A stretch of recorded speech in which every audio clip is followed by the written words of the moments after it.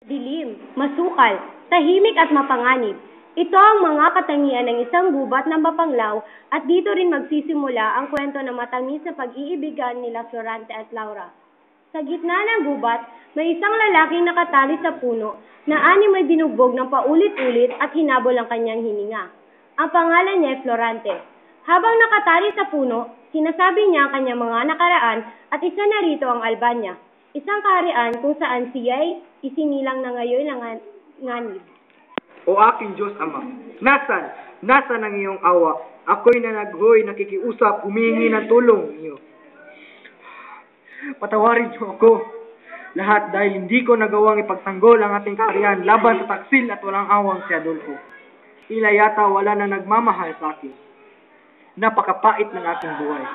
Inagaw niya ang korona ni Haring Linceo upang magawa niya ang kanyang ninanais. Pati si Duque Briseo na aking ama ay kanyang dinamay. Sandaling nanahimik si Florante dahil sa sama ng loob. Matapos manahimik ay muli siyang tumawag sa Panginoon. Aking Diyos Ama, tila yata di mo na dinidinig ang aking mga panalangin sa iyo. Hindi ko tuloy maalis sa aking isipan na ayaw niyo na akong tulungan. Kung gayon, papaano na ako? Sino aking malalapitan, makakapitan kung ang Diyos mismo ay ayaw na akong tulungan? Paalam na Albania, aking sinilangan. Patawarin mo na lang ako dahil hindi kita na ipagtanggol. Paalam na bayan ko. Paalam rin sa iyo, Adolfong Malupit. Laurang Taksil, paalam. Habang nagdudusa si Florante sa gubat, isang gererong morong nagngangalang Aladin na dumating sa gubat na pagod at naghahanap ng pagpapahingahan. O Florida, o tadhana, kay lupit mo, kinuha mo ang aking minamahal. Habang si Aladin ay umiiyak at nagdudusa, ay may narinig siyang tinig sa kagubatan at pagkatapos ay may nakita siyang lalaki. O ano yung tinig na aking narinig? Tinig ng isang naghihinagpis na tao. Sino kaya siya? Talagang ako'y minamalas. Ako'y pinapahirapan sa kamay ng taksil na si Adolfo. Si Adolfong Malupit at higit pa sa limaw kong manakit. Talagang ako'y minamalas. Ako'y pinapahirapan sa kamay ng taksil na si Adolfo. Kaawa-awang tao. Ang lahat ng kanya'y tuway natapos na siya'y pinahirapan at pinagtaksilan. Pagkatapos na marinig ni Aladin si Florante, ay nagmuni siya ng isang malaking problema. Tadhani masakit. Problema ko'y napakahirap lutasin dahil sa aking sintang inagaw.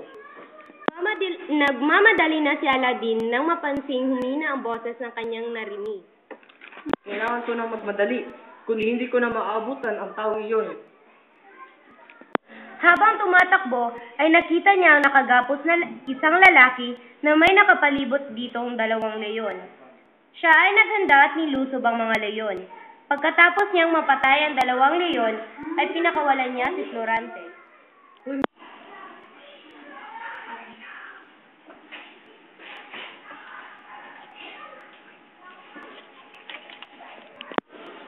Parang nakita ko na ang taong ito. Pagkalipas ng ilang oras, ay namulat si Florante at... Asa na?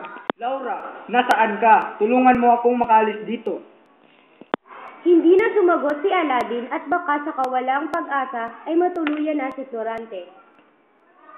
Sino ka at bakit ako narito? Magpahinga ka na lang. Ako ang nagligtas sa iyo. Hindi mo ba napapansin na tayo ay magkaaway? Marahil, pero ika'y nangangailangan ng tulong. Siguro nga ay patay na ako kung hindi ka dumating. Ngunit ang pagkamatay ang siyang tunay kong kaligayahan.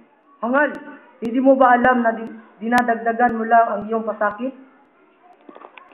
Hindi nagpansinan ng dalawa, ngunit isinama ni Aladin si Florante sa kanyang pagpapahingahan at doon sila nagpalipas ng gabi. Maraming salamat sa lahat ng tulong mo, kaibigan. Stop na to. Inaliw ni Aladin si Florante, ngunit napansin nitong malungkot pa rin siya. Ano bang iyong problema? Maaari ko bang malaman? Sige, sisimulan ko ang aking kwento simula na ako'y pinanganak. Pinanganak ako sa bayan ng Albania kung saan si Duque Briseo. Ang aking ama ay naninilayan. Ang ina ko na si Prinsesa Floresca ay nakatira sa Crotona. Ako ay pinangalan nilang Florante. Ipinanganak ako sa Albania kung saan si Duque Briseo ang aking ama. Noong tanggol pa lamang ako ay muntik na akong dagitin ng isang buwetre.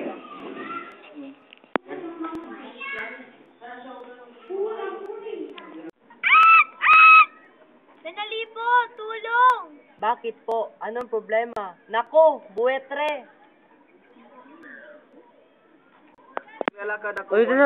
At noon namang naglalakad ako ay kinuha ng isang aryon sa aking dibdib ang aking kupitong diamante. Buti na lang at hindi ako napahamak. Hala! Naku! Naging 9 na taong gulang ay lagi akong nasa burol at dala ang aking pana at busog at ako'y naghahanap ng hayop upang tirahin ng aking pana. Kapag ako'y napagod ay nagpapahinga at naliligo ako sa batis kung saan masasayang nag-aawitan ng mga nayades. Habang tinutugtog nila ang kanilang lira, ang kanilang tawan ay nakapagwawala ng aking pagod. Napakasarap maligo sa batis.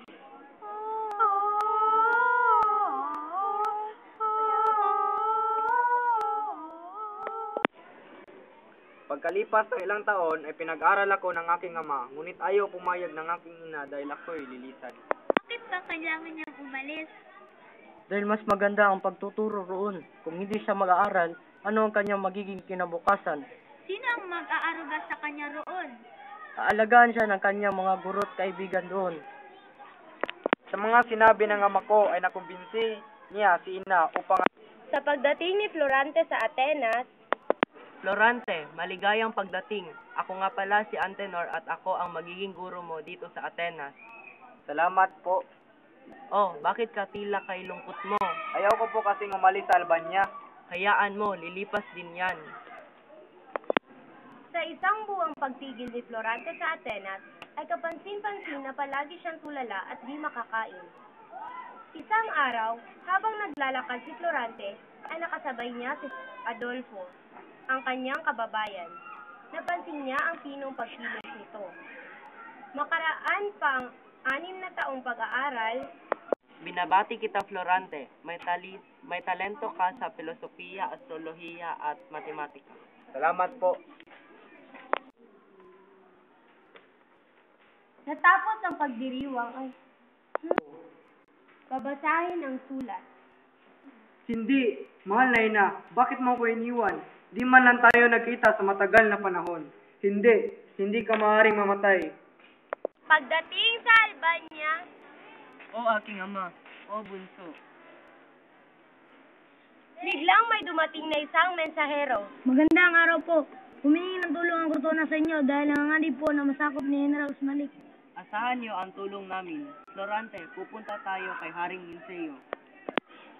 Pagdating sa palasyo, sinalubong sila ni Haring Linceo. Mahal na hari ang aking anak na si Florante. Ang binata sa aking panaginip. Siya ang papalit sa aking trono. Pansamantala, pamunuan mo ang hukbong patungo sa Crotona. Tulungan mo ang iyong ninuno doon at magkamit ng karangalan. Maraming salamat po sa papuri. Ginagawa ko lang po ang mararapat. Kasilayan ni Florante si Laura sa hardin ng palasyo. Maari ko po bang malaman kung ano ang pangalan ng magandang binibining iyon? Siya nga pala ang aking anak na si Laura. Maiwan mo na kita at mag-usap lang kami ng iyong ama. Pumasok si Haring Linceo sa loob ng palasyo at nilapitan naman ni Florante si Laura. Magandang umaga sa iyo, prinsesa. Kanina pa kita napapansin. Magandang umaga, Florante. Salamat sa papuri. Lagi kang ikinukwento sa akin ng iyong ama. Sana'y makilala pa kita ng lubusan. Gayon din ako, ngunit ilang araw na lang at aalis na ka na rin. Oo nga. Halika, Laura. Pumasok na tayo at magsisimula na ang piging. Pagkatapos ng 3 gabing piging, Magandang gabi sa iyo, Florante. Dapat ka na maganda para sa bukas. Maraming salamat po sa paalala. Magandang gabi rin po. kinabukasan, Handa ka na ba? Malayo ang iyong lalakbayin. Handa na po, aking ama. Karangalan ko pong maglingkod sa inyo. Haring Linceo. Mabuti kung ganon. Mag-iingat ka. Salamat po. Mag-ingat ka, Florante. Ipangako mong babalik ka. Pangako, Laura. Paalam. Yan na. talo ng kawal ni Florante, ang kawal ni Osman. Nanalo tayo. Mabuhay ang Albania! Mabuhay! Mga kawal, babalik tayo sa Albania.